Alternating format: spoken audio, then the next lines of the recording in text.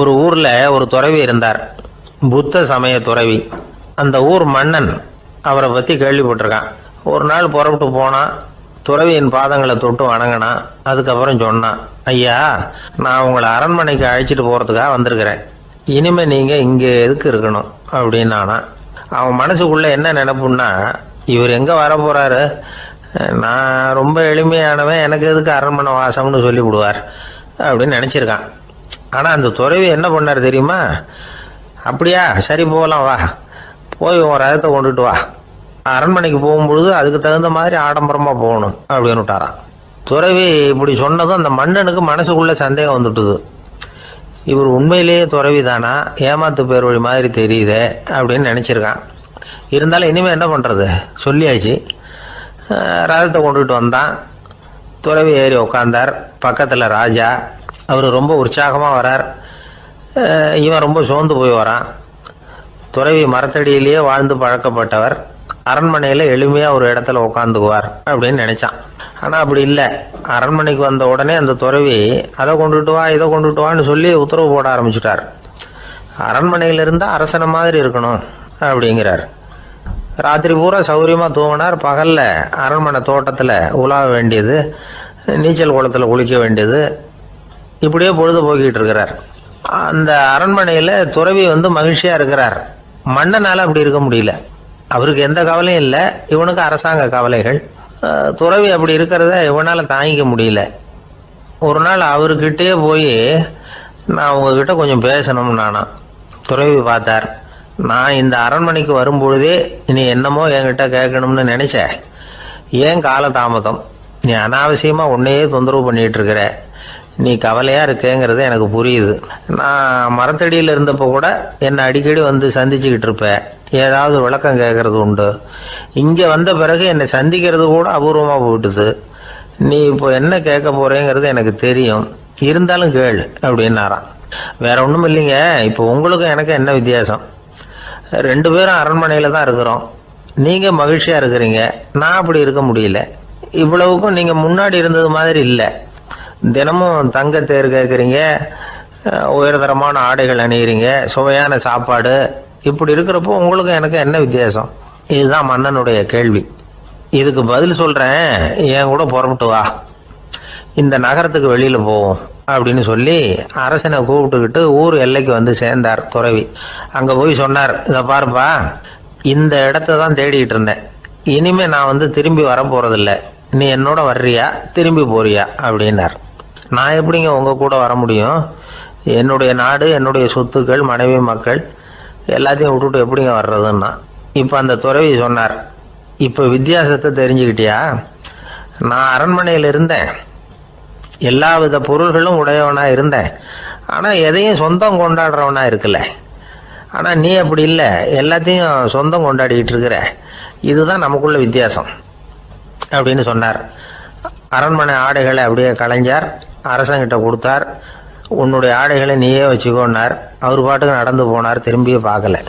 அரசனுக்கு அப்பதான் தன்னுடைய அறியாமை விளங்குச்சான். இதுல இருந்து நாம புரிஞ்சுக்க வேண்டியது என்னன்னா, இந்த உலகத்துல எத்தனையோ பொருள்கள், அதையெல்லாம் முறையா பயன்படுத்தினா மகிழ்ச்சி. அதை விட்டுட்டு அதுக்கெல்லாம் சொந்தம் கொண்டாட ஆரம்பிச்சா கவலை. நம்ம ஆட்கள் சொந்தம் கொண்டாடுற விதமே தனி. ஒரு ஆளு இன்னொருத்தங்கிட்ட ஒரு கொடை கடன் வாங்கியிருந்தான், திருப்பி கொடுக்கல. கொடையை கொடுத்தவன் கேட்டான், என்கிட்ட கடன் வாங்கினிய கொடை, அதை கொஞ்சம் திருப்பி தர்றியான்னா. அது உனக்கு இப்போ அவசரமா தேவைப்படுதா அப்படின்னு கேட்டான் இவன். எனக்கு தேவைப்படல, அந்த கொடையை நான் யாருக்கிட்ட வாங்கியிருந்தேனோ அவனுக்கு இப்போ அது அவசரமா தேவைப்படுது அப்படின்னு அந்த ஆள்.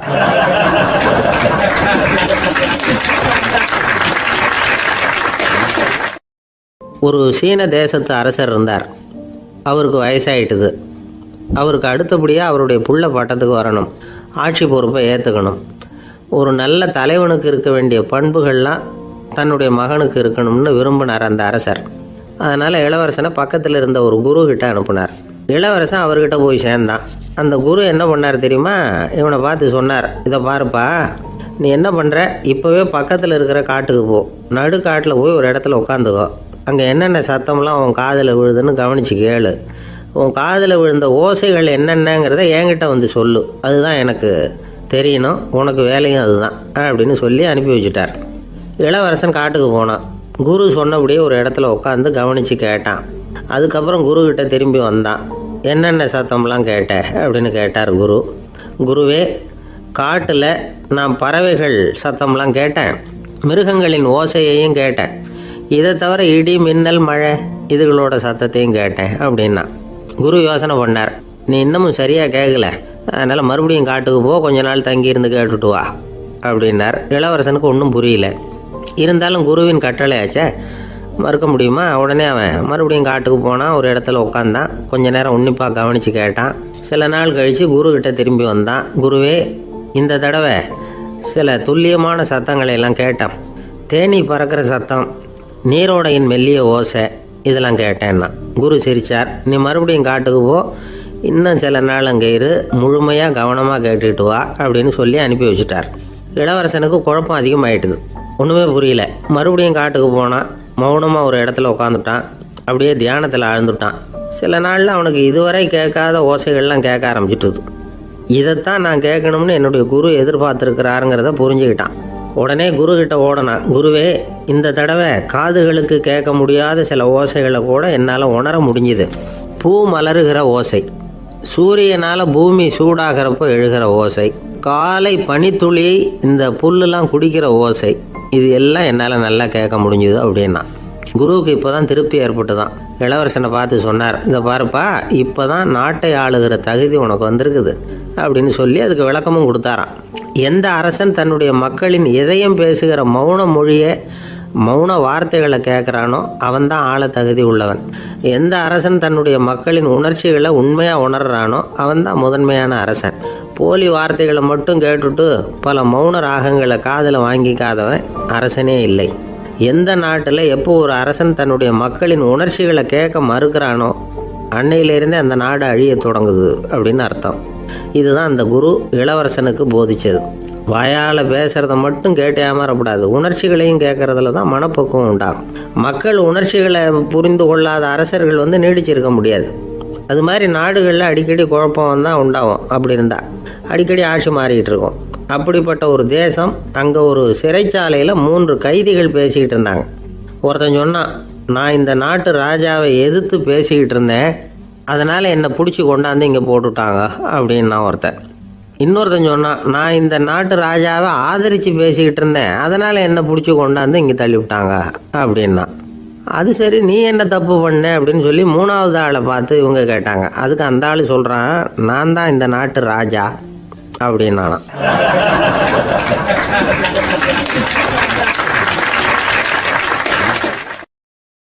ஒரு ஆள் இருந்தான், நிறைய பணம் சம்பாதிச்சான், ஆனால் செலவு பண்ண மனசு வரல, கருமி. அவன் என்ன பண்ணா, சேர்த்த பணம் பூராவையும் ஒரு மரத்தடியில் புதைச்சி வச்சுருந்தான். வாரத்துக்கு ஒரு தடவை அந்த மரத்தடிக்கு வருவான், புதைச்ச இடத்த ஆவலோடு பார்த்துக்கிட்டு இருப்பான், அதுக்கப்புறம் போயிடுவான். அவ்வளவுதான். ஒரு நாள் ஒரு திருடன் வந்தான். இவன் புதைச்சி வச்சுருந்ததெல்லாம் எடுத்துகிட்டு போட்டான். இது தெரிஞ்சு போச்சு. அந்த கருமி புலம்ப ஆரம்பிச்சிட்டான். இவன் புலம்பலை கேட்டதும் அக்கம் பக்கத்தில் இருந்தவங்கெல்லாம் ஓடி வந்தாங்க. என்ன விஷயம்னு விசாரித்தாங்க. இவன் சொன்னான். ஒரு பெரியவர் கேட்டார், ஏப்பா, வாரம் இந்த இடத்த பார்க்குறதாக சொன்னியே, எப்போவாவது இதில் இருக்கிற பணத்தை எடுத்து செலவு பண்ணியிருக்கியா அப்படின்னு கேட்டார். நான் அப்பப்போ அதை பார்க்கறது தான் வழக்கம், அதை தொட்டதே இல்லைன்னு அவன். சரி, அப்படின்னா இப்போவும் நீ அதே மாதிரி வாரம் ஒரு தடவை இந்த இடத்த பார்த்துட்டு போகலாமே அப்படின்னாராம் அந்த பெரியவர். அதுவும் சரிதானே, எவ்வளவு காலமானாலும் அவன் அந்த பணத்தை எடுத்து செலவு பண்ண போகிறதில்ல. அப்படி இருக்கிறப்ப உள்ளே பணம் இருந்தாலும் ஒன்று தான், இல்லாமல் போனாலும் ஒன்று தான். இதிலிருந்து என்ன புரியுதுன்னா, ஒருத்தர்கிட்ட இருக்கிற பணத்தை கொண்டு அவர் பணக்காரரா ஏழையா அப்படின்னு முடிவு செய்கிறது சரியில்லை. அந்த செல்வத்தை அனுபவிக்கிற திறன், பயன்படுத்துகிற திறன், அதை வச்சு தான் அவர் ஏழையா பணக்காரரா அப்படிங்கிறத நிர்ணயம் பண்ணணும். அதுதான் சரி. செலவு பண்ண தெரியாதவன் சேகரம் பண்ணிகிட்டே இருக்கிறதுனால என்ன பிரயோஜனம்? தலைமுடியே இல்லாதவன் தாராளமாக சீப்புகளை வாங்கி சேகரம் பண்ணுறது மாதிரி தானே இது. சில சமயம் செலவு பண்ண நாம் தயாராக இருந்தால் கூட அந்த செல்வம் நமக்கு பயன்படுறதில்ல. அரேபியாவில் ஒரு நகை வியாபாரி விலை உயர்ந்த முத்துக்களை எல்லாம் அவர் வச்சு வியாபாரம் பண்ணிகிட்டு இருந்தார். அவர் ஒரு சமயம் ஒரு பாலைவனம் வழியாக போயிட்டு இருக்கிறார் ஒட்டகத்தில். அப்போ திடீர்னு கடுமையான புயல் வீச ஆரம்பிச்சுட்டுது. திசை தவறி இவர் எங்கேயோ வந்துட்டார். கூட வந்தவங்களையும் காணல, எங்க போனாங்களோ தெரியல. இவர் ரொம்ப பயந்து போய் அங்கேயும் எங்கேயுமா அலைஞ்சு திரியிறார். வழியே தெரியல. பசி கடுமையாயிட்டுது. ஒட்டகத்து முதுகில் ஒரு மூட்டை இருந்தது. அதை பிரித்து பார்த்தார். உள்ளே ஏதாவது இருக்கான்னு தேடி பார்க்குறார். அது வரைக்கும் கண்ணில் தட்டுப்படாத அபூர்வமான ஒரு பை கண்ணில் பட்டுது. ஆஹா, அதில் ஏதாவது சாப்பிட்றதுக்கு இருக்கும் அப்படின்னு நினச்சி ஆவலாக அதை பிரித்து பார்க்குறார். அந்த பையில் விலை உயர்ந்த முத்துக்கள் நிறைய இருந்துதான். அப்போ தான் அவர் நினச்சாராம், விலை உயர்ந்த முத்துக்கள் கூட சாப்பிட்றதுக்கு உணவாக முடியாது அப்படிங்கிறத புரிஞ்சுக்கிட்டாராம். எந்த நேரத்தில் எது நமக்கு தேவையோ அது நமக்கு தாராளமாக கிடைக்கணும். அப்படி அது கிடைக்கிறதுக்கு நம்மக்கிட்ட இருக்கிற செல்வம் பயன்படணும். அது நமக்கும் பயன்படலாம், நம்ம மூலமாக அடுத்தவங்களுக்கும் பயன்படலாம். அதுதான் செல்வத்தின் பயன். ஒரு மரத்தடியில் ஒருத்தன் உட்காந்து அழுதுகிட்டு இருந்தான். அந்த பக்கமாக வந்த இன்னொருத்தன் ஏப்பா அழுதுகிட்டு இருக்கிறேன்னு கேட்டான். இந்த இடத்துல தான் பூமிக்கு அடியில் பணம் இருக்குது, புதைச்ச இடம் தெரியல, அதான் அழறேன் அப்படின்னா. நல்லா ஞாபகப்படுத்தி பாரு, எந்த இடத்துல புதைச்ச அப்படின்னு கேட்டான் இவன். அது எப்படி எனக்கு தெரியும், புதைச்சி வச்சிருக்கிறவன் நான் இல்லையே, எங்க எழுத்து விட்டுக்காரன் அப்படின்னானா இவன்.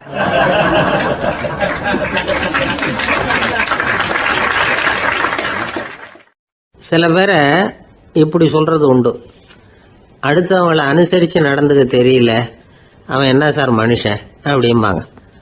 சக மனிதர்களோட எப்படி பழகிறது அப்படின்னு தெரியாததுனாலேயே பல பேர் இன்னைக்கு சங்கடப்பட்டுக்கிட்டு இருக்கிறாங்க. வசதி வாய்ப்பெல்லாம் சரியா இருக்கும், ஆனால் வாழ்க்கை சரியா இருக்காது. இன்னொருத்தர்கிட்ட எப்படி பேசுறது பழகிறதுங்கிறது தெரியாததுனால தான் இந்த அவஸ்தை. சரி, இந்த அவஸ்தை இல்லாமல் வாழறது எப்படி? இதுக்கு அனுபவசாலிகள் சில வழிமுறைகளை சொல்றாங்க. அதெல்லாம் என்னென்னங்கிறத இப்போ தெரிஞ்சுக்குவோம். முதல்ல நம்ம நாக்கு நம்ம கண்ட்ரோலில் இருக்கணும். வார்த்தைகளை கொட்டி விட்டு அதுக்கப்புறம் அள்ள முடியாமல் கடந்து கஷ்டப்படக்கூடாது. எப்படி பேசுகிறோங்கிறதும் முக்கியம், பேசுகிறப்ப எப்படி முகத்தை வச்சிருக்கிறோங்கிறதும் முக்கியம். அன்பாக பேசினாலும் நல்லா இருக்கும். அப்படி பேசுகிறப்ப ஆதரவாக அவர் தோள் மேலே ஒரு கையை போட்டுக்கிட்டு பேசினா இன்னமும் நல்லா இருக்கும். ரெண்டாவது விஷயம், இன்னொருத்தர்கிட்ட பேசுகிறப்ப வாக்குறுதிகளை அள்ளி வீசக்கூடாது. கொடுக்குற வாக்குறுதி குறைச்சலாக இருக்கணும். அப்படி கொடுத்த வாக்குறுதியை கண்டிப்பாக நிறைவேற்றணும். நாம் ஒருத்தரை பாராட்டுறோம் அல்லது அவரை பற்றி அபிப்பிராயம் சொல்கிறோம்னா அது ஆக்கப்பூர்வமாக இருக்கணும். நம்ம பாராட்டு அல்லது விமர்சனம் அடுத்தவருடைய முன்னேற்றத்துக்கு உதவுறது மாதிரி இருக்கணும். நாம் சொல்கிறத கேட்டுட்டு அவன் தலையில் கையை வச்சுட்டு உட்காந்துடக்கூடாது. எப்பவும் உற்சாகமாக இருக்கணும், முகம் அலர்ச்சியாக இருக்கணும். மனுஷன் இருந்தால் வருத்தம், கவலை, ஏமாற்றம் எல்லாம் இருக்க தான் செய்யும். அதெல்லாம் மனசில் இருக்கட்டும். அந்த வருத்தமும் கவலையும் ஏமாற்றமும் சேர்ந்துக்கிட்டு நம்ம முகத்தில் இருக்கிற மலர்ச்சியை மூடி மறைக்கிறதுக்கு நாம இடம் கொடுத்துடக்கூடாது. எந்த விஷயத்தை பற்றி யாருக்கிட்ட பேசினாலும் வெளிப்படையாக பேசணும், திறந்த மனசோட பேசணும். மூடி மறைச்சி முன்னு முழுங்கிக்கிட்டு இருக்கக்கூடாது. இன்னொருத்தர்கிட்ட பேசுகிறப்போ விவாதம் பண்ணுங்க, அது தப்பு இல்லை. ஆனால் வாதாடிக்கிட்டு இருக்கக்கூடாது. அதாவது என்ன சொல்கிறாங்கன்னா, டிஸ்கஸ் பண்ணலாம், ஆர்கியூ பண்ணக்கூடாதான். நம்மக்கிட்ட இருக்கிற நல்ல குணங்களை நாம் எடுத்து சொல்லிகிட்டு இருக்கக்கூடாது. அந்த நல்ல குணங்களே நம்மளை பற்றி எடுத்து சொல்லணும், அது மாதிரி நடந்துக்கணும். அதே மாதிரி அடுத்தவங்க கிட்ட உள்ள கெட்ட குணங்களை பற்றி அவசியம் இல்லாமல் நாம் பேச வேண்டியதில்லை. உங்களை பற்றி யாராவது தப்பாக பேசுகிறாங்களா, அப்படி அவங்க பேசுறதுல உண்மை இல்லையா அப்படின்னா அதை நீங்கள் பொருட்படுத்த வேண்டியதில்லை, விட்டுடலாம். அது தானாக போயிடும். ஒரு 4-5 பேரோட பேசிக்கிட்டு இருந்தீங்கன்னா எல்லாருக்கும் முக்கியத்துவம் கொடுங்க, யாரையும் அலட்சியப்படுத்தாதீங்க. தமாஷா பேசலாம், ஆனால் அவங்க தமாஷ் அடுத்தவங்களை கேலி பண்ணுறதா இருக்கக்கூடாது. நமக்கு கிடைக்க வேண்டியது கிடைக்கலையே அப்படிங்கிற தவிப்பு நம்மகிட்ட இருக்கக்கூடாது, அது தேவையில்லை. உங்கள் செயல்பாடுகள் தெளிவாக இருக்கட்டும், பாராட்டு தானாக அவங்கள தேடிட்டு வரும். இன்னொரு மனுஷனுடைய மனசில் கௌரவமான ஒரு இடத்த பிடிக்கணும்னா நாம் இந்த குணத்தையெல்லாம் நம்மகிட்ட வளர்த்துக்கணும். இதெல்லாம் அனுபவசாலிகள் சொல்லியிருக்கிற குறிப்புகள். இந்த குறிப்புகளை சரியாக புரிஞ்சுக்கணும், அது முக்கியம். தப்பாக புரிஞ்சுக்கிட்டா என்ன ஆகும் தெரியுமா? இதை கேளுங்க. ஒருத்தர் வந்தார், சார் அடுத்தவங்க தோள் மேலே கையை போட்டுக்கிட்டு அன்பாக பேசணும்னு சொன்னீங்க, அப்படிதான் பேசினேன். அவர் முதுக கூட தட்டி கொடுத்தேன், என் வேலை போயிட்டுது சார், வீட்டுக்கு அனுப்பிச்சிட்டாங்க அப்படின்னார். யாருக்கிட்ட அப்படி பேசுனீங்கன்னு கேட்டோம். என் முதலாளிகிட்ட சார் அப்படிங்கிறார் ரொம்ப சோகமா.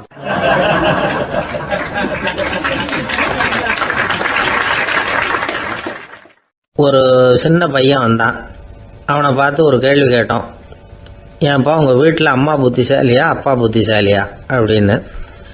அவன் அலட்சியமாக நம்மளை பார்த்து சிரிக்கிறான். என்ன சார் இது, இந்த காலத்தில் இது கூட தெரியாமல் இருக்கிறீங்களே அப்படிங்கிறான். ஒரு சின்ன பையன் நம்மளை பார்த்து இப்படி கேட்டு விட்டானே அப்படின்னு நினைக்கிறப்போ நமக்கு ஒரு மாதிரி ஆகிடும். அதுக்கப்புறம்தான் இந்த தாத்தா பாட்டியெல்லாம் சொல்கிற ஒரு கதை ஞாபகத்துக்கு வந்தது. அது என்ன கதை தெரியுமா? ஒரு ஊரில் ஒரு அம்மாவும் பிள்ளையும் இருந்தாங்களாம். அந்த மகனுக்கு திடீர்னு தேசாந்திரம் போய் வரணும்னு ஆசை வந்துட்டுது. ஊராக போய் சுற்றி பார்க்கணுங்கிற ஆசை. அந்த அம்மாவுக்கு இது பிடிக்கல. மகனை பிரிஞ்சு இருக்கிறதுக்கு அவங்க மனசு இடம் கொடுக்கல. வேணாப்பான்னு சொல்லி பார்த்தாங்க, அவன் கேட்கல.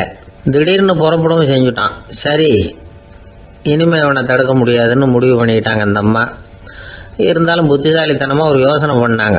மகனை கிட்டத்தில் கூப்பிட்டாங்க. அவங்ககிட்ட சொன்னாங்க, இதை பாருப்பா, நீ தேசாந்திரம் போகிறதுன்னு தீர்மானம் பண்ணிவிட்ட, அதை நான் தடுக்கலை, போயிட்டு வந்துடும். ஆனால் போகிறதுக்கு முன்னாடி எனக்கு ஒரு வாக்குறுதி கொடுத்துட்டு போ அப்படின்னாங்க. போகிறப்போ ராத்திரியாக இருந்தாலும் பகலாக இருந்தாலும் சரி, புளிய மரத்து நிழலில் தான் தங்கணும். திரும்பி வர்றப்போ இரவும் பகலும் நீ வேப்ப மரத்து நிழல்லே தங்கணும் அப்படின்னாங்க. சரி, அப்படியே செய்கிறேன்னு சொல்லி வாக்குறுதி கொடுத்தான் பையன். புறப்பட்டு போனான். போகிற வழியில் புளிய மரத்து நிழல்லே தங்கினான், தூங்கினான்.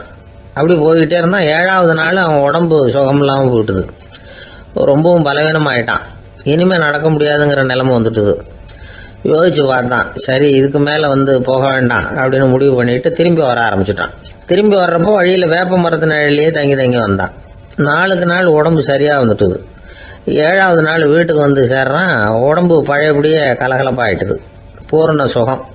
தேசாந்திரம் போன பையன் திரும்பி வந்துட்டானே அப்படின்னு அந்த அம்மா ஆச்சரியப்படலை. ஏன்னா அவங்களுக்கு தெரியும் இப்படி ஆகும்னு. பையன் சீக்கிரமாக திரும்பி வரணுங்கிறதுக்காக தான் அவங்க அந்த யோசனையை சொன்னாங்க. என்ன விஷயங்கிறதையும் அவங்களே சொன்னாங்க. மகனே, புளிய மரத்து நிழல் உடம்புக்கு உஷ்ணத்தை கொடுக்கும், சீக்க உண்டாக்கும். அதனால் நீ தொடர்ந்து புளிய மரத்து நிழலில் தங்கினாவே நோய்க்கு ஆளாயிட்ட. அதனால் நல்ல பயணத்தை முடிச்சுக்கிட்டு திரும்பி வரணுங்கிற முடிவுக்கு வந்துட்ட. திரும்பி வர்றப்போ நீ தங்கினது வேப்ப மரத்து நிழல். அது உடம்புக்கு குளிர்ச்சியை தரக்கூடியது, நோயை தீர்க்கக்கூடியது. அதனால் சுகமாக வீட்டுக்கு சேர்ந்துட்ட. உன்னோட தேசாந்திர பயணத்தை தடுக்கிறதுக்காக தான் இப்படி பண்ணினேன் அப்படின்னாங்களாம் அந்த அம்மா. பார்த்தீங்களா அம்மாவோட புத்திசாலித்தனத்தை? அப்பாவாக இருந்தால் இப்படியா பண்ணுவார்? ஒரு அப்பா பையன்கிட்ட 10 ரூபா கொடுத்து இதை எடுத்துக்கிட்டு அடுத்த ஊருக்கு போய் அங்கே இருக்கிற மாமா கிட்ட இதை கொடுத்துட்டு வாடா, வழியில் எங்கேயாவது மரத்தடியில் படுத்து தூங்கி விடாதே அப்படின்னு எச்சரிக்கை பண்ணி அனுப்புனாராம். பையனுக்கு எச்சரிக்கையாக வாழறது எப்படிங்கிறத கற்றுக் கொடுக்கறதுக்காக இப்படி பண்ணார். அவன் பணத்தை வாங்கிட்டு போனான். அப்பா சொன்னதை மறந்துட்டு ஒரு மரத்தடியில் படுத்து தூங்கிட்டான். அவனுக்கு தெரியாமல் அவன் பின்னாடியே போன அப்பா அவன் கையில் இருந்த அந்த 10 ரூபாயை நைஸாக எடுத்துகிட்டு வந்துட்டார். அவன் பையில் தானே வச்சுருந்தான், அது தெரியாமல் எடுத்துகிட்டு வந்துட்டார். அவன் தூங்கிக்கிட்டு இருக்கான். எடுத்துகிட்டு ஒரு மறுபடியும் வீட்டுக்கு வந்துட்டார். பையன் முழிச்சுக்கிட்டு பையை தடவி பார்க்குறான், பணத்தை காணும். அழுதுகிட்டே திரும்பி வந்தான். அப்பா கிட்ட விஷயத்த சொன்னான். அப்பா சிரிச்சுக்கிட்டே சொன்னார், அதுக்கு தான்ப்பா ஆரம்பத்திலேயே எச்சரிக்கை பண்ணினேன், இனிமேலாவது நீ ஜாக்கிரதையாக இருக்கணும் அப்படிங்கிறதுக்காக தான் இப்படி பண்ணினேன். அந்த பணம் எங்கேயும் போயிடல, நான் தான் அதை உனக்கு தெரியாமல் எடுத்து வச்சிருக்கிறேன். இதோ பாரு அப்படின்னு சொல்லிட்டு சைடு பாக்கெட்டில் கையை விட்டா அது ஓட்டையாக இருக்குது. அதை எவனோ ஏற்கனவே கத்திரிச்சு எடுத்துகிட்டு போயிட்டான். இப்போ அப்பா முகத்தில் அசடு வழிஞ்சுதான்.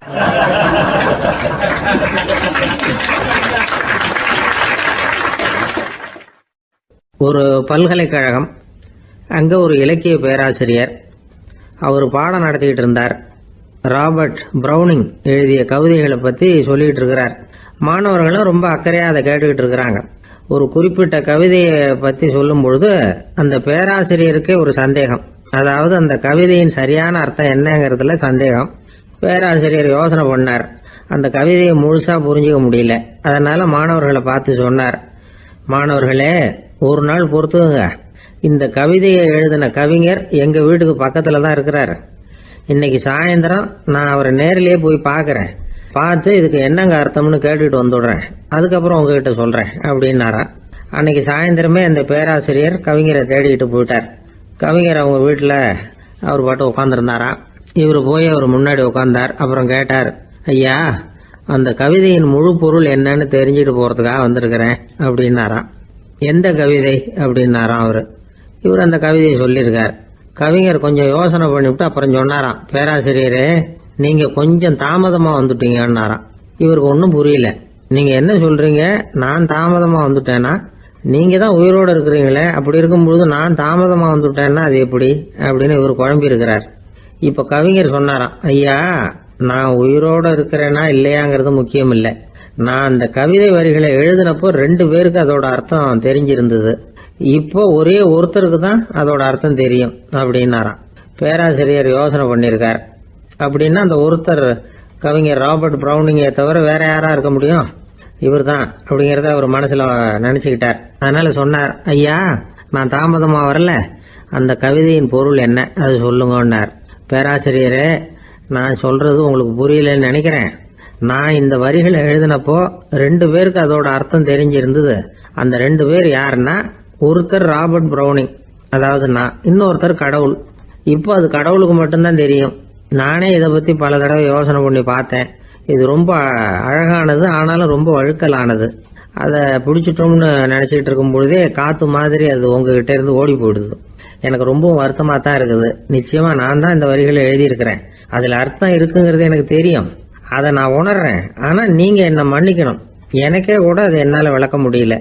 அப்படி இருக்கும் பொழுது உங்களுக்கு எப்படி அதை நான் விளக்க முடியும் அப்படின்னு அந்த கவிஞர்.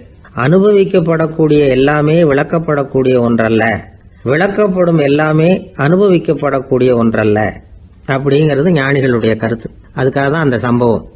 வாழ்க்கையில் நீங்கள் தொடர்ந்து ஆய்வு செய்து கொண்டே இருக்கக்கூடிய விளக்கங்களை ஒருபோதும் அடைய முடியாத பரிமாணங்கள் இருக்கிறதுனால தான் அது அலுப்பு தட்டாமல் இருக்குது.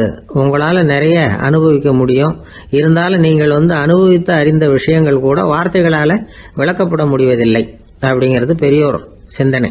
இதெல்லாம் ஒரு பக்கம் இருக்கட்டும்.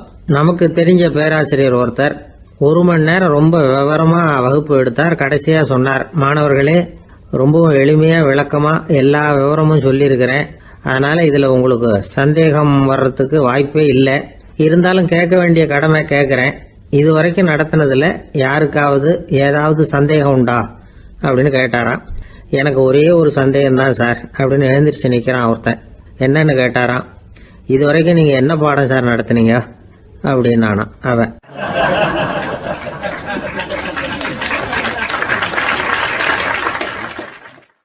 ஒருத்தன் எப்படி நடந்துக்கிறாங்கிறத வச்சு தான் அந்த ஆள் எப்படிங்கிறத நாம் முடிவு பண்ணுறோம். ஆளுமைன்னு சொல்கிறோம்ல, அதுக்கு சூழ்நிலைகளை ஆளுகின்ற தன்மை அப்படின்னு விளக்கம் கொடுக்குறார் ஒரு உளவியல் நிபுணர். சரி, ஒரு மனிதனுடைய ஆளுமையை உருவாக்குகிற விஷயங்கள் என்னென்ன? பிறப்பு, வளர்க்கப்பட்ட விதம், படிப்பு, நண்பர்கள், சமுதாயம், இப்படி நிறைய உண்டு. ஆளுமையின் அடிப்படையில் சில மனநோய்கள் உண்டாகுது. அதெல்லாம் என்னென்னங்கிறத தெரிஞ்சு வச்சுக்கிட்டோம்னா நம்ம கூட இருக்கிறவங்கள அடையாளம் கண்டுபிடிக்கிறதுக்கு அது ரொம்ப உபயோகமாக இருக்கும். ஃப்ரெனாய்டு ஆளுமை அப்படின்னு ஒன்று. இந்த கோளாறு உள்ளவங்க எப்படி இருப்பாங்க தெரியுமா? அதிக உணர்ச்சி, சந்தேகம், பொறாமை இதெல்லாம் அதிகமாக இருக்கும். வளைஞ்சு கொடுக்க மாட்டாங்க. அடுத்தவங்களோட இணக்கமான உறவு இருக்காது. அவங்க செய்கிற தப்புக்கெல்லாம் அடுத்தவங்களை குறை சொல்லிட்டு இருப்பாங்க. இது ஒரு ரகம். அடுத்தது ஸ்கிசாய்டு ஆளுமை அப்படின்னு சொல்கிறாங்க.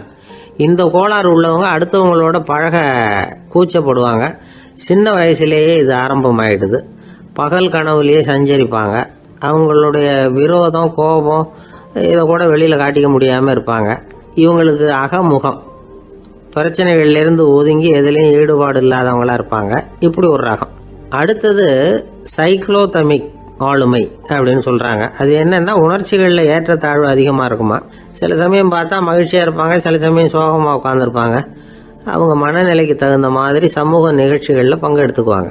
இன்னொரு வகை என்னன்னா, எண்ண பீடிகை ஆளுமை அப்படின்னு பேர் வச்சிருக்கிறாங்க. அதுக்கு இவங்களுக்கெல்லாம் கரெக்டாக இருக்கணும், எல்லாம் சட்டத்திட்டம், எதுலேயும் ஒரு ஒழுங்குமுறை, இப்படி எதிர்பார்க்குற மனோபாவம். இவங்க எதிர்பார்ப்புக்கும் அரண்முறைக்கும் மற்றவங்க கட்டுப்படணும்னு நினைப்பாங்க. இந்த நிலைமை நீடிச்சா என்ன ஆகும் தெரியுமா? அலைக்கழிக்கிற எண்ணங்கள் திரும்ப திரும்ப ஒரே செயலை செய்ய தூண்டுற மன தளர்ச்சிக்கு ஆளாயிடுறாங்க.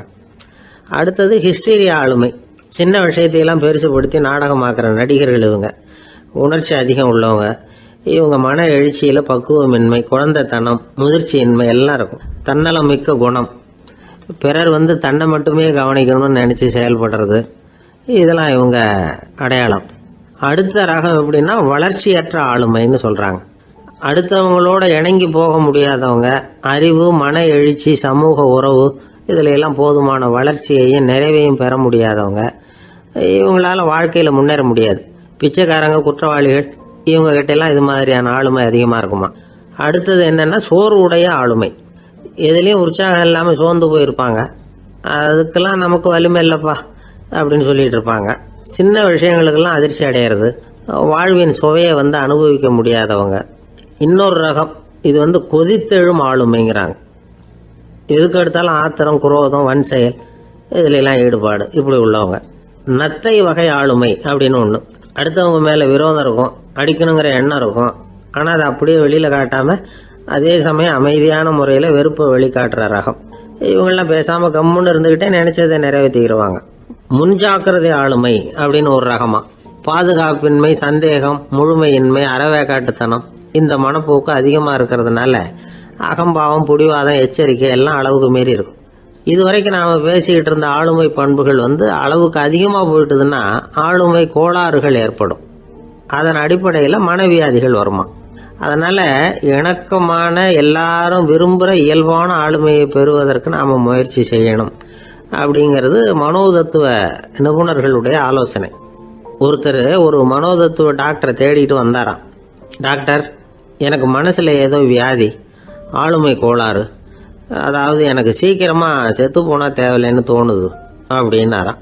உடனே அந்த டாக்டர், சரி அப்படின்னா இங்கே இருங்க, நான் வைத்தியம் பார்க்குறேன் அப்படின்னாராம்.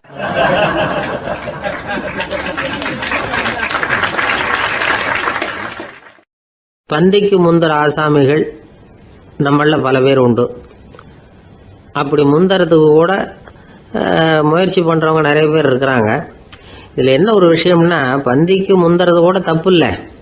ஆனால் அப்படி ஒரு விருந்தில் ஆளாக போய் உட்காந்து சாப்பிட்டா கூட வெளியில் வர்றப்ப என்ன பெரிய விருந்து வச்சுட்டான், சாம்பாரில் உப்பு இல்லை, ரசத்தில் காரம் இல்லை அப்படின்னு குறை சொல்லிகிட்டே வர்றது இருக்கு பாருங்க, அது சரியில்லை, நாகரிகமும் இல்லை. கல்யாண பத்திரிகையில் என்ன போட்டிருக்குது, என் பொண்ணுக்கும் இன்னார் பையனுக்கும் கல்யாணம், எல்லாரும் குடும்பத்தோடு வந்திருந்து மணமக்கள் ஆசீர்வதிக்கணும், இப்படி தானே போட்டிருக்கோம். குடும்பத்தோடு விருந்து சாப்பிட்டு சாப்பாடு எப்படி இருக்குன்னு அபிப்பிராயம் சொல்லிவிட்டு போங்க அப்படின்னா போட்டிருக்கு கல்யாண பத்திரிகையில். ஒருத்தர் வீட்டு விசேஷத்துக்கு போயிருக்கோம்னா எவ்வளவோ அசௌகரியங்கள் நமக்கு ஏற்படலாம். ஏராளமான கூட்டம் வந்திருக்கும். எல்லாரையும் அவங்க தனித்தனியாக கவனிச்சுக்கிட்டு இருக்க முடியாது. நாம தான் அனுசரித்து நடந்துக்கணும். நாமளாக போய் வாழ்த்த வேண்டியவங்களை வாழ்த்தி விட்டு சேரணும். அதை விட்டுட்டு பத்திரிக்கை கொடுத்தானேன்னு போனேன், கவனிப்பே சரியில்லை அப்படின்னு புலம்பிக்கிட்டு இருக்கக்கூடாது. ஒரு விருந்துக்கு போனால் அங்கே எப்படி நடந்துக்கணும் அப்படிங்கிறத பற்றி கூட அனுபவசாலிகள் சில விவரங்கள்லாம் சொல்லியிருக்கிறாங்க. இந்த காலத்தில் கல்யாணம், பிறந்த நாள், அது இதுன்னு நிறைய விருந்துகள் நடக்குது. அதெல்லாம் எதுக்காக? மனித உறவுகளை வளர்த்துக்கிறதுக்காக தான், வேற எதுக்கு? ஒரு விருந்துக்கு போனால் அமைதியாக பொறுமையாக போய் உட்காரணும். அடித்து பிடிச்சிக்கிட்டு இடத்த பிடிக்க போகிறேன் அப்படின்னு நிற்கக்கூடாது. முதல் பந்தி நடந்துக்கிட்டு இருந்தால் அது முடிஞ்சு இலை எடுத்து சுத்தம் பண்ணதுக்கு அப்புறம் போய் உட்கார்றது தான் நாகரீகம். இலை எடுக்கிறதுக்கு முன்னாடியே அங்கே போய் உட்காந்தா நல்லா இருக்காது. நீங்கள் சாப்பிட்டுட்டு உட்காந்துருக்கீங்களா, சாப்பிட்றதுக்கு உட்காந்துருக்கீங்களா, பார்க்குறவங்களுக்கு சந்தேகம் வந்துடும். அதே மாதிரி இலையில எல்லா ஐட்டமும் பரிமாறினதுக்கு அப்புறம் சாப்பிட ஆரம்பிக்கணும். ஒவ்வொரு ஐட்டமாக வைக்க வைக்க நாம் பாட்டுக்கு எடுத்து உள்ளே தள்ளிகிட்டே இருந்தோம்னா எதை வச்சோம் எதை வைக்கலன்னு பரிமாறினவரே குழம்பி போயிடுவார். ஏன்னா எப்போ பார்த்தாலும் இலை காலியாகவே இருக்கும். சாப்பிட்றப்போ உங்கள் சாப்பாட்டையே நீங்கள் கவனிக்கணும். அடுத்தவங்க இலையில என்ன இருக்குது, பக்கத்தில் இருக்கிறவர் எதை அதிகமாக சாப்பிட்றார், இதெல்லாம் நமக்கு என்னத்துக்கு? எல்லாரும் சாப்பிட்டு முடிக்கிற வரைக்கும் பொறுமையாக இருக்கிறது தான் நல்லது. நீங்கள் மட்டும் திடீர்னு பாதியில் எழுந்திரிச்சு பக்கத்தில் இருக்கிறவங்களுக்கு சங்கடமாக இருக்குமேங்கிறதெல்லாம் யோசிக்காமல் நீங்கள் பாட்டு எழுந்திரிச்சு போகக்கூடாது. பக்கத்தில் உள்ளவங்க உங்களை எழுந்திரிக்க சொன்னால் எழுந்திரிச்சு போகலாம். விருந்துகளில் சாப்பாட்டை வீணாக்கிறதே ஒரு நாகரிகமாக போட்டுது. இந்த காலத்தில் சாப்பாட்டுக்கே கஷ்டப்பட்டுக்கிட்டு பல பேர் இந்த உலகத்தில் இருக்கிறப்போ சாப்பாட்டை வீணாக்கிறது எவ்வளவு பெரிய மோசங்கிறத நினச்சி பார்க்கணும். வேணுங்கிற அளவுக்கு கேட்டு வாங்கி சாப்பிட்றது தான் முறை. விருந்தில் இந்த பஃபே அப்படின்னு சொல்லி ஒரு முறை சொல்கிறாங்கல்ல, அதாவது உணவு வகைகளை எல்லாம் பொதுவாக ஒரு இடத்துல வச்சுடுறது, நமக்கு தேவையானதை நாமே எடுத்துட்டு ஒரு தட்டில் போட்டுக்கிட்டு சாப்பிட வேண்டியது. இதில் கூட சில பேர் தேவைக்கு அதிகமாக எடுத்து போட்டுக்கிட்டு வீணாக்குறாங்க. சில சமயம் கடைசியாக சாப்பிட போகிறவங்களுக்கு எல்லா ஐட்டமும் கிடைக்காம போகலாம். அதை போய் பெருசு பண்ணிகிட்டு இருக்கக்கூடாது. என்ன சார் இந்த அளவுக்கு கூடவா நாகரிகம் தெரியாமல் இருக்கிறோம், இதை போய் பெருசாக சொல்ல வந்துட்டீங்களே அப்படின்னு நினைக்கலாம். ஒருத்தர் 2 பேருக்கு இந்த விவரம் தேவைப்படலாம். அவங்க காதலையும் இது விழட்டுமேங்கிறதுக்காக தான் இது. ஒரு பெரிய கல்யாண விருந்து நடந்துக்கிட்டு இருந்தது. விருந்து மண்டபத்து வாசலில் ஒருத்தர் நின்றுக்கிட்டு வர்றவங்களையெல்லாம் ரொம்ப மரியாதையாக வணங்கி உள்ளே அனுப்பி வச்சுக்கிட்டு இருந்தார். எப்படி தெரியுமா? வர்றவங்க கையெல்லாம் பிடிச்சி முத்தம் கொடுத்து அதுக்கப்புறம் உள்ளே அனுப்பி வச்சுக்கிட்டு இருந்தாராம். கூட்டம்லாம் முடிஞ்சதுக்கப்புறம் அவர்கிட்ட போய் கேட்டிருக்கிறாங்க, சார் நானும் எவ்வளவோ விருந்துகளுக்கு போயிருக்கிறேன், இருந்தாலும் இவ்வளவு மரியாதையாக வர்றவங்க கைக்கெல்லாம் முத்தம் கொடுத்து வரவேற்கிறத இங்கே தான் பார்க்குறேன் அப்படின்னு சொன்னாங்க. அதுக்கு அவர் சொன்னார், அட போங்க சார், நான் முத்தம் கொடுக்கல, முந்தின பந்திக்கு வந்து சாப்பிட்டவங்களே அடுத்த பந்திக்கும் வர்றாங்களான்னு மோந்து பார்த்து அனுப்பி வச்சுக்கிட்டு இருந்தேன் அப்படின்னார்.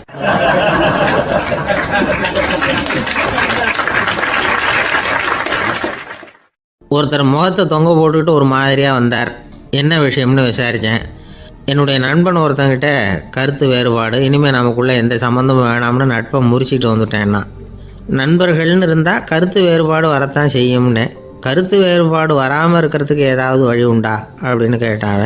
அதை பற்றி நிபுணர்கள் சில யோசனைகளை சொல்லியிருக்கிறாங்கன்னு. முதல் விஷயம் என்னென்னா, உங்கள் நண்பனுக்கு ஒரு செய்தி சொல்லணும்னா அதை நீங்களே நேரடியாக சொல்லுங்கள், அல்லது உங்கள் கைப்பட கடிதம் எழுதுங்க. அதாவது நேரடி தொடர்பு முக்கியம். அதை விட்டுட்டு இன்னொருத்தர் மூலமாக நண்பர்களுக்கு செய்தி அனுப்புனா நீங்கள் சொல்கிற செய்தி அப்படியே போய் சேராது, அது சேதமாயிடும். கூட்டி குறைச்சி சொல்லிவிடுவாங்க, அது குழப்பத்தில் கொண்டாந்து விட்டுரும்.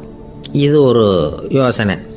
2வது யோசனை என்னென்னா, நீங்கள் ஒரு நல்ல காரியத்தை செய்யும் பொழுது உங்கள் நண்பரையும் சேர்த்துக்குங்க, அவருக்கும் அதில் ஒரு ஈடுபாட்டை உருவாக்குங்க.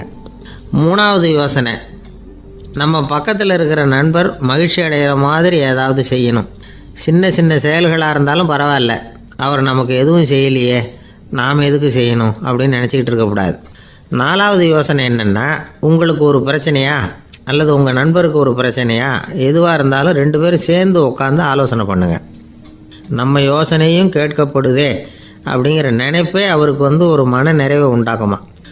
5வது யோசனை, உங்கள் நண்பர் ஏதோ ஒரு காரியத்தை செய்கிறார், நீங்கள் உடனே அவசரப்பட்டு நீ செய்கிறது தப்புன்னு தீர்ப்பு சொல்லக்கூடாது. அவர் அதை செய்யறதுக்கான நியாயங்கள் எவ்வளோ இருக்கும், அதை புரிஞ்சுக்கிறதுக்கு முயற்சி பண்ணணும்.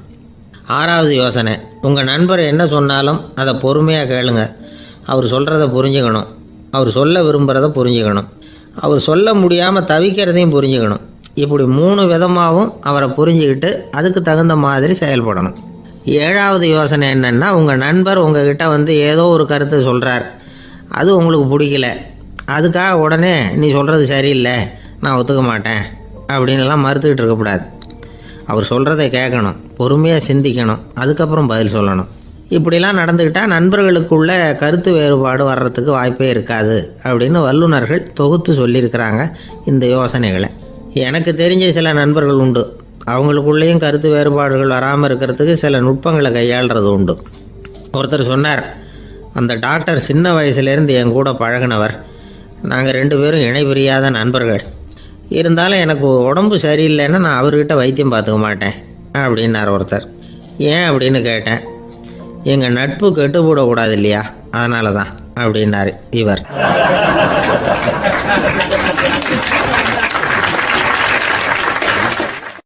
ஒரு சிகை அலங்கார கூடம், ரொம்ப சுறுசுறுப்பாக எல்லாரும் வேலை செஞ்சுக்கிட்டு இருக்கிறாங்க. முடிவெட்டிக்க வந்திருக்கிறவங்க நிறைய பேர், எல்லாரும் வரிசையாக உட்காந்துருக்குறாங்க. அந்த சமயத்தில் திடீர்னு கதவை திறந்துக்கிட்டு ஒருத்தர் உள்ளே வர்றார். அவர் ஒரு பெரிய மனிதர், அவரும் முடிவெட்டிக்கிறதுக்காக தான் உள்ளே வந்திருக்கிறார். அவரை பார்த்த உடனே அங்கே வரிசையில் உட்காந்துருந்தவங்க எல்லாரும் எழுந்திரிச்சு அவர்கிட்ட வந்துட்டாங்க. அவரை சுற்றி நின்றுக்கிட்டாங்க. எப்படி இருக்கிறீங்க, நல்லா இருக்கீங்களா அப்படின்னு விசாரிக்க ஆரம்பிச்சிட்டாங்க.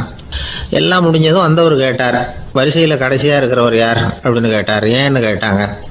நான் அதுக்கு அடுத்தபடியாக உட்காரணும், அதுக்காக தான் கேட்குறேன் அப்படின்னார். உடனே அங்கே இருந்தவங்கள்லாம் என்ன சொன்னாங்க தெரியுமா, நீங்கள் வந்து வரிசையில் காத்திருக்கக்கூடாது, நீங்கள் அரசாங்கத்தின் தலைவர், உங்களுக்கு நேரம் முக்கியம், அதனால் நீங்கள் முன்னாடி போங்க அப்படின்னு சொன்னாங்க. ஆனால் அதை அவர் கேட்கல. தோழர்களே, உங்களுடைய கருத்துக்கு ரொம்ப நன்றி, எல்லாரும் வரிசையாக தான் வரணும், அதுதான் முறை, வரிசையில் வரணுங்கிற நடைமுறையை நானும் பின்பற்ற விரும்புகிறேன், நாம் எல்லாரும் சமமானவர்கள் அப்படின்னார். இப்படி சொல்லிவிட்டு வரிசையில் கடைசியாக இருந்த ஒரு நாற்காலியில் போய் உட்காந்துக்கிட்டார்.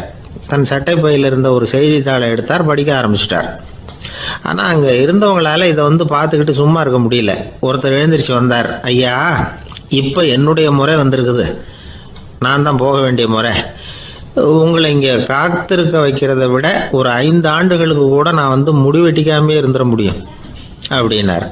அவர் மறுபடியும் சொன்னார், ஐயா, நீங்கள் வரிசை முறையை தாண்டி போக விருப்பப்படல, சரி, ஆனால் என்னுடைய முறையை மாற்றி கொடுக்கறதுக்கு எனக்கு முழு உரிமை இருக்குது.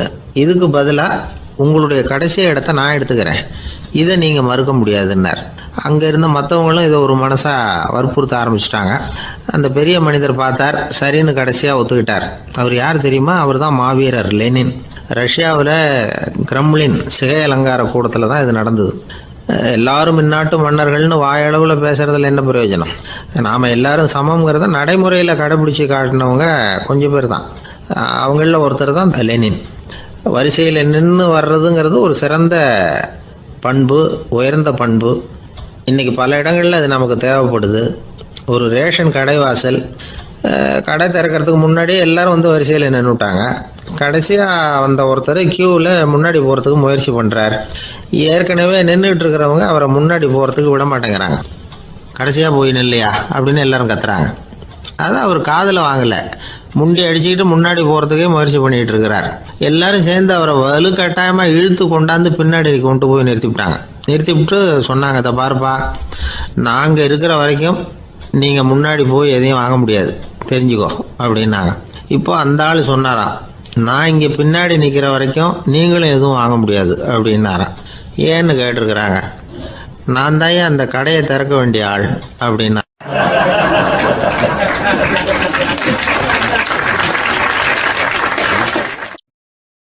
ஒருத்தர் ஒரு தவறு செஞ்சு விடுறாருன்னு வச்சுக்கோங்க.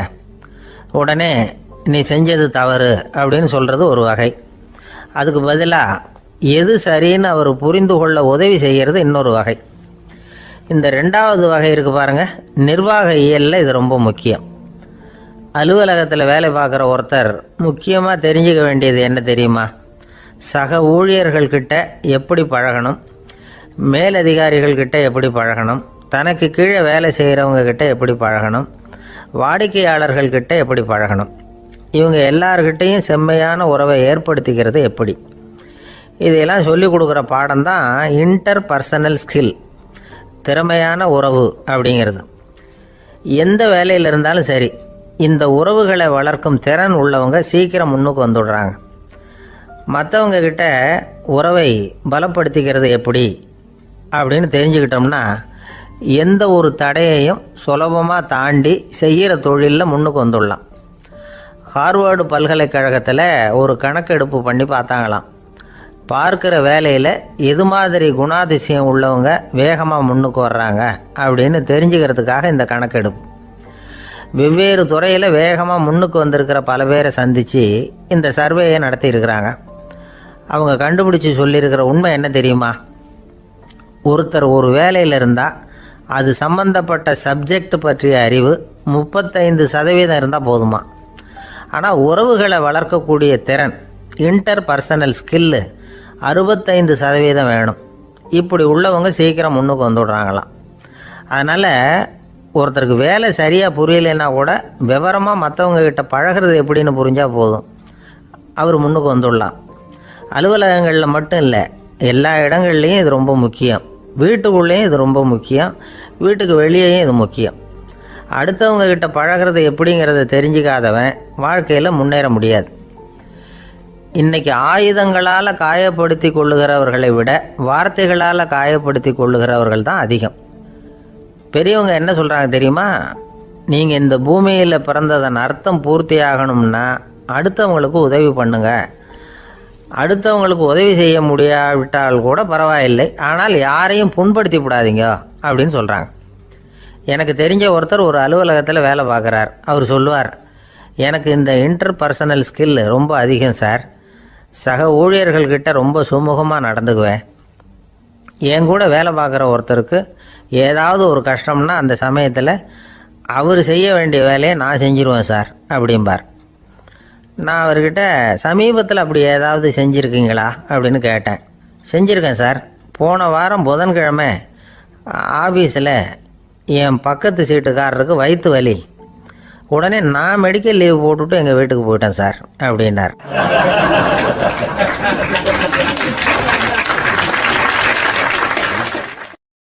ஒரு நண்பர், அவர்கிட்ட பேசிக்கிட்டு இருந்தேன்.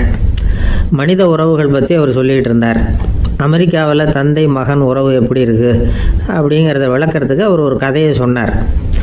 ஒரு அப்பா பகல் பூராவும் அலுவலகத்தில் வேலை, ஓடி ஆடி உழைச்சிக்கிட்டு களைச்சி போய் ராத்திரி 10 மணிக்கு மேலே வீடு திரும்பினான். வீட்டு வாசலில் அவரோட மகன் காத்துக்கிட்டு இருக்கிறான். இன்னமும் தூங்கலை. அப்பா வாசல்லையே தடுத்து நிறுத்தி, அப்பா உனக்கு சம்பளம் எவ்வளவு அப்படின்னு கேட்குறான். ஏற்கனவே ஆஃபீஸ் பிரச்சனைகளால் அழுத்து போய் திரும்புகிற அப்பாவுக்கு கோவம் வந்துடுது. என்னடா இப்படிலாம் கேளுன்னு உங்கள் அம்மா உனக்கு சொல்லி கொடுத்தாளா அப்படின்னு சொல்லிவிட்டு உள்ளே போய் சட்டையை கட்டி மாட்டி விட்டு குளிச்சு விட்டு மறுபடியும் வெளியில் வந்து உடையை மாற்றுகிற சமயம் அப்போ மறுபடியும் மகன் உள்ளே வந்து நிற்கிறான் அவர் முன்னாடியே. அப்பா உனக்கு எவ்வளவு சம்பளங்கிறான் மறுபடியும். அப்பாவுக்கு எரிச்சல் அதிகமாகிட்டுது. மணிக்கு $20 போதுமா அப்படின்னார். அப்படின்னா எனக்கு ஒரு $10 தர முடியுமான்னா மகன். இதுக்கு தான் என் சம்பளம் எவ்வளவுன்னு கேட்டியா? 2ஆம் வகுப்பு படிக்கிற உனக்கு எதுக்குடா $10 அப்படின்னு கத்திவிட்டு தொலைக்காட்சி பெட்டியின் முன்னாடி போய் உட்காந்துக்கிட்டு ஏதோ நிகழ்ச்சியை பார்க்க ஆரம்பிச்சிட்டார்.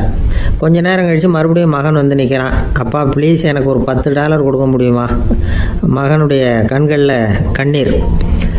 என்னடா அவன் கண்ணீரை காட்டி காரியம் சாதிக்கலாம்னு பார்க்குறியா? ஒரு காசு கூட கொடுக்க மாட்டான் போ அப்படின்னு விரட்டி விட்டான். மகன் கண்ணீரை தொடச்சிக்கிட்டே கண்ணை தொடச்சிக்கிட்டு பேசாமல் போய் படுத்துக்கிட்டானா. கொஞ்ச நேரம் ஆச்சு. அப்பாவோட கோபம் கொஞ்சம் கொஞ்சமாக குறைஞ்சிது. பிள்ளைகிட்ட கோபமாக கத்துனது தப்பு தாங்கிறது புரிஞ்சுது அவனுக்கு. எழுந்திரிச்சு போனான், படுக்கை இறக்கி போனான். மகனை பார்த்தான். அவன் தலையணையை கட்டி பிடிச்சிக்கிட்டு அழுதுகிட்டு இருக்கிறான். அவனை மெல்ல நெருங்கி அவங்ககிட்ட எதமாக பேசுகிறதுக்கு ஆரம்பித்தானான். எதுக்குடா உனக்கு $10 பள்ளிக்கூடத்தில் கேட்டாங்களா அப்படின்னு கேட்டானா. மகன் சொல்லியிருக்கான், இல்லை டாடி, உனக்கு 1 மணி நேரம் சம்பளம் $20ன்னு சொன்னேன். நீ ஏற்கனவே எனக்கு கொடுத்த பாக்கெட் மணி $10 என்கிட்ட இருக்குது. இப்போ நீ இன்னொரு $10 கொடுத்தீங்கன்னா அதையும் சேர்த்து $20 ஆகிடும். அந்த $20 நான் உனக்கு கொடுத்துருவேன். அப்படி கொடுத்தா நீ என் கூட 1 மணி நேரம் செலவழிப்ப இல்லையா? அதுக்காக தான் $10 கேட்டேன் அப்படின்னு சொன்னானா. அந்த அப்பா கண்ணு கலங்கி போச்சான். ஆதரவோடு தன்னுடைய மகனை கட்டி பிடிச்சி அழ ஆரம்பிச்சிட்டாராம். இதுதான் நண்பர் சொன்ன கதை. அமெரிக்கா மட்டும் இல்லை, உலகம் பூராவும் இன்றைக்கி மனித உறவுகள் இப்படி தான் மாறிட்டு இருக்கு. பெரியவர்கள் அறிவுரை என்ன தெரியுமா? உங்கள் குழந்தைகளிடமிருந்து குழந்தை பருவத்தை பிரித்து விடாதீர்கள் அப்படிங்கிறது தான். அதாவது இன்றைய குழந்தைகள் தங்கள் பிருந்தாவனத்தை இழந்து விடுகிறார்கள் அப்படிங்கிறது அவங்களுடைய கருத்து. இந்த நிலைக்கு நாம் காரணமாக இருந்துடக்கூடாது. குழந்தைகளோட விளையாடுவோம், குடும்பத்தோடு உறவாடுவோம் அப்படிங்கிறது தான் நம்முடைய நோக்கமாக இருக்கணும். இன்றைய உறவு முறைக்கு இன்னொரு உதாரணம் சொல்லுவாங்க. ஒருத்தர் வந்தாராம், அவர் பக்கத்தில் ஒரு சின்ன பையன். நாம் அவரை விசாரிக்கிறோம், யார் இந்த பையன் அப்படின்னா அவர் சொல்கிறார், இவன் எனக்கு தூரத்து உறவு அப்படின்னாராம். இந்த தூரத்து உறவுன்னா எப்படின்னு இருக்கான். இதுக்கு அவன் சொல்லியிருக்கிறான், இவன் எங்கள் அப்பாவுக்கு 8வது புள்ள அப்படின்னானா.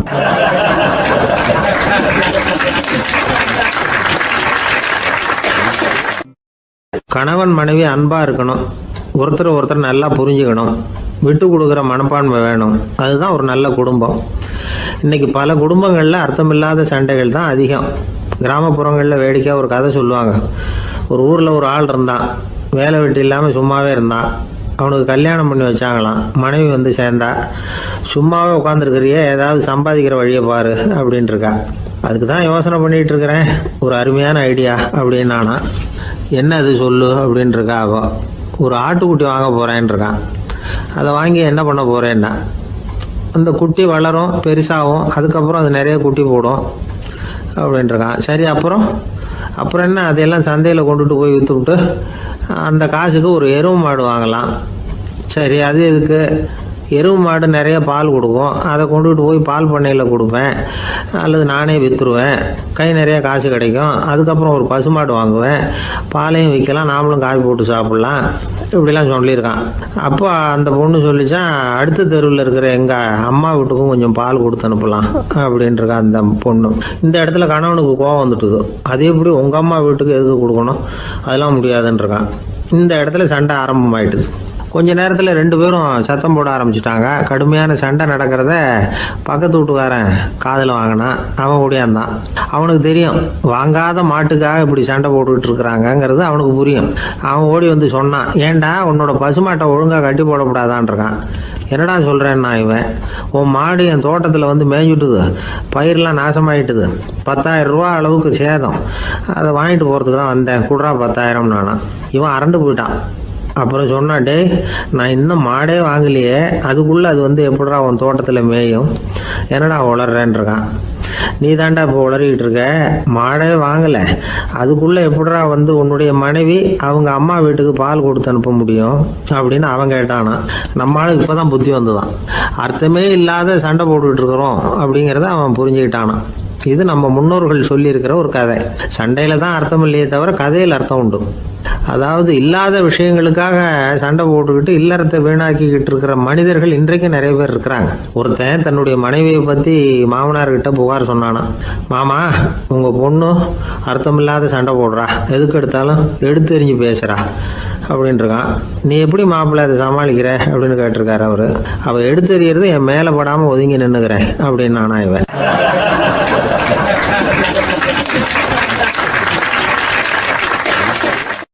ஒரு ஊர்ல ஒரு துறவி இருந்தார், புத்த சமய துறவி. அந்த ஊர் மன்னன் அவரை பத்தி கேள்விப்பட்டிருக்கான். ஒரு நாள் புறப்பட்டு போனா, துறவியின் பாதங்களை தொட்டு வணங்கினான்.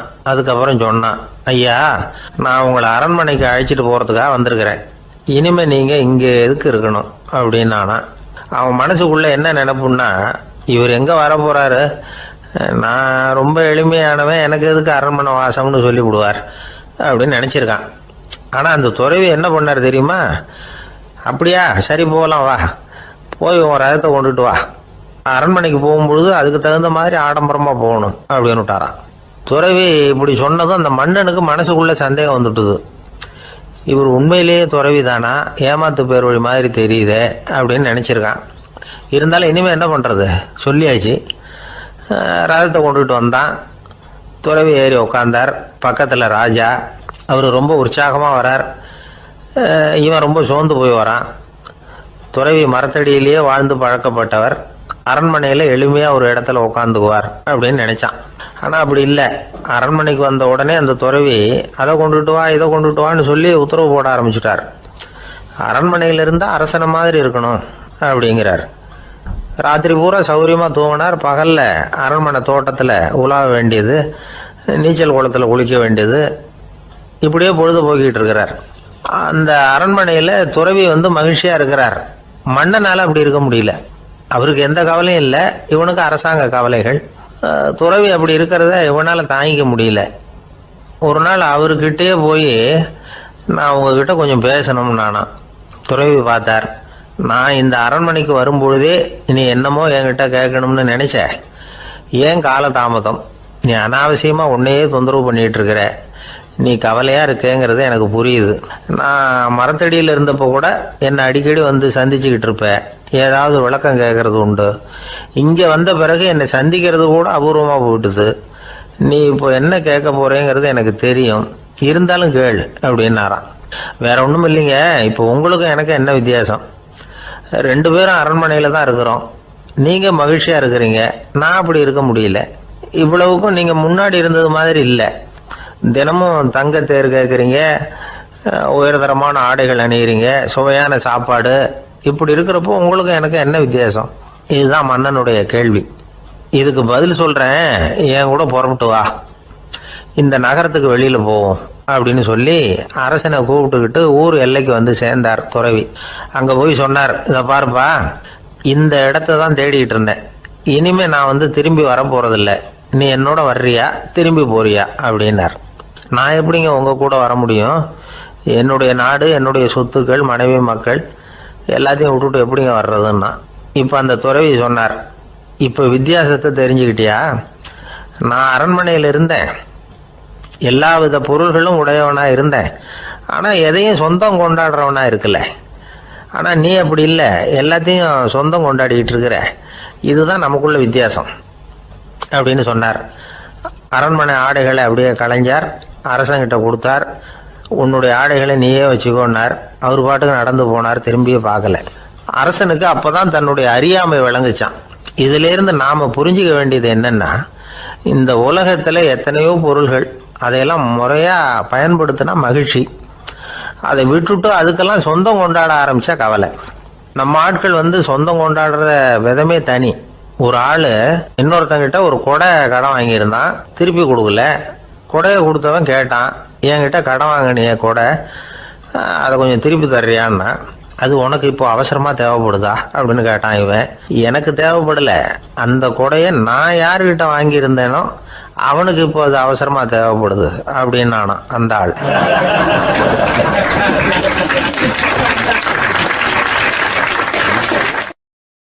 ஒரு ஊர்ல ஒரு புகழ்பெற்ற பத்திரிகையாளர் இருந்தார்.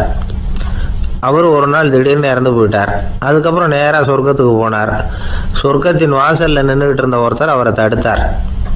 இதை பாரு, ஏற்கனவே இங்கே 12 பத்திரிகையாளர்கள் இருக்கிறாங்க, அவங்களுக்கே இங்கே வேலை இல்லை. அதுக்கு என்ன காரணம்னா, சொர்க்கத்தில் திடுக்கிடும் செய்திகள்லாம் ஒன்றும் கிடையாது. அப்படி என்ன இருக்க போகுது இங்கே எல்லாம் அது ஒழுங்காக நடந்துகிட்டு இருக்கோம். எல்லாம் ஒழுங்காக நடந்தால் பத்திரிகைகளுக்கு சுவாரஸ்யமான கொலை கொள்ளை தீ வைப்பு இது மாதிரி எதுவும் இங்கே இல்லை. ஏற்கனவே இங்கே இருக்கிறவங்க எல்லாரும் மரத்தடியில் உட்காந்துக்கிட்டு தியானம் பண்ணிகிட்டு இருக்கிறாங்க. அந்த ஒரே செய்தி தான் தினமும் இங்கே வந்துக்கிட்டு இருக்குது. அதை படிக்கிறதுக்கே இங்கே ஆள் கிடையாது. அதனால் நான் என்ன சொல்கிறேன்னா, நீ பேசாமல் நரகத்துக்கே போயிடு. அங்கே எவ்வளவோ நிகழ்ச்சிகள் நடந்துக்கிட்டு இருக்கு. அங்கே தான் அதிகமான பத்திரிகையாளர்கள் தேவைப்படுறாங்க. அங்கே உனக்கு நிறைய வேலை இருக்கும். அதை செய்கிறதில்ல நீயும் மகிழ்ச்சியாக இருக்கலாம் அப்படின்னு சொன்னாராம். அங்கே அந்த சொர்க்கத்தின் வாசலில் நின்றுக்கிட்டு இருந்தவர். இந்த பத்திரிகையாளர் அங்கேயே நின்று கொஞ்சம் யோசனை பண்ணார்.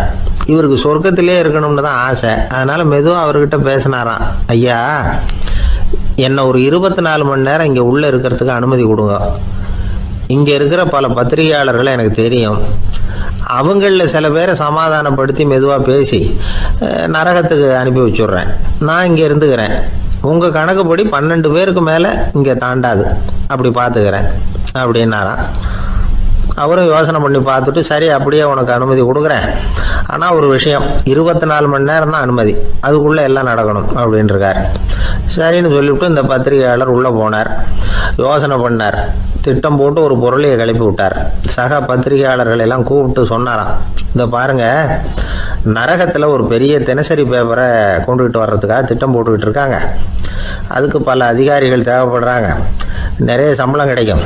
யார் யாரெல்லாம் நரகத்துக்கு போக ஆசைப்படுறாங்களோ அவங்கெல்லாம் போகலாம் அப்படின்னு ஒரு பொருளையை கிளப்பி விட்டார். 24 மணி நேரம் கழித்து வாசல் பக்கம் போனார். அங்கே இருந்தவர்கிட்ட எத்தனை பேர் வெளியேறினாங்கன்னு விசாரிச்சாராம். அப்போ அவர் இவரை, நீ வெளியே போகக்கூடாது, முதல்ல உள்ளே தான் இருக்கணும் அப்படின்னு தடுத்தாராம். அப்புறம் சொன்னாராம், நீ சொன்ன செய்தியை கேட்டதும் இங்கே இருந்த எல்லா பத்திரிகையாளர்களுமே நரகத்துக்கு போயிட்டாங்கப்பா, உள்ளே யாருமே இல்லை, அதனால் நீ உள்ளே இருக்கலாம் அப்படின்னாராம். இதை கேட்டதும் இந்த பத்திரிகையாளரே குழம்பி போயிட்டார். ஒருவேளை உண்மையிலேயே நரகத்தில் புதுசாக பத்திரிகை ஏதாவது ஆரம்பிக்க போகிறாங்களோ அப்படின்னு அவரே நினைக்க ஆரம்பிச்சிட்டாராம். அப்புறம் சொன்னாராம், ஐயா என்னை விட்டுருங்க, நான் நரகத்துக்கே போயிடுறேன், அங்கே ஏதோ விசேஷம் இருக்கணும் அப்படின்னாராம். இல்லைன்னா இத்தனை பேரும் ஒட்டு மொத்தமாக அங்கே போகிறதுக்கு சான்ஸே இல்லை, என்னை தடுக்காதீங்கன்னு கெஞ்ச ஆரம்பிச்சிட்டாராம். மற்றவங்க நம்பணுங்கிறதுக்காக ஒரு பொருளையை கிளப்பி விட்டார். கடைசியில் தானே அந்த பொருளைக்கு ஆளாயிட்டார். அதாவது பிறரை ஏமாற்றிய அவரது மனம் கடைசியில் அவரையே ஏமாற்ற ஆரம்பிச்சுட்டு பாருங்க. நீங்கள் இப்படி அடுத்தவங்களை ஏமாத்துறதுக்கு உங்கள் மனசை பழக்கப்படுத்துறீங்க, ஆனால் கடைசியில் அதனால் நீங்களே ஏமாற்றப்படுகிறீர்கள் அப்படிங்கிறது பெரியவர்களுடைய புத்திமதி. அதனால் உங்கள் மனசுக்கிட்ட ரொம்ப எச்சரிக்கையாக இருங்கோ அப்படிங்கிறாங்க. நம்ம ஆளுங்க அங்கே போய் என்ன சொல்லுவாங்கன்னா, இந்த பாரு அங்கே போகாத இங்கே போகாதேன்னு பயமுறுத்துறது உண்டு. சில பேர் அங்கே பேய் இருக்குது, பிசாசு இருக்குது அப்படின்னு பொருளையை கிளப்பி விடுறது உண்டு. இருட்டு நேரம் காட்டு வழியாக ஒருத்தன் போய்கிட்டு இருக்கிறான். அங்கே பேய் பிசாசு நடமாட்டம் இருக்கிறதாக வதந்தி. இவன் பயந்துக்கிட்டே வேகமாக போகிறான். காடு முடிஞ்சு மெயின் ரோட்டுக்கு வந்து சேர்ந்தான்.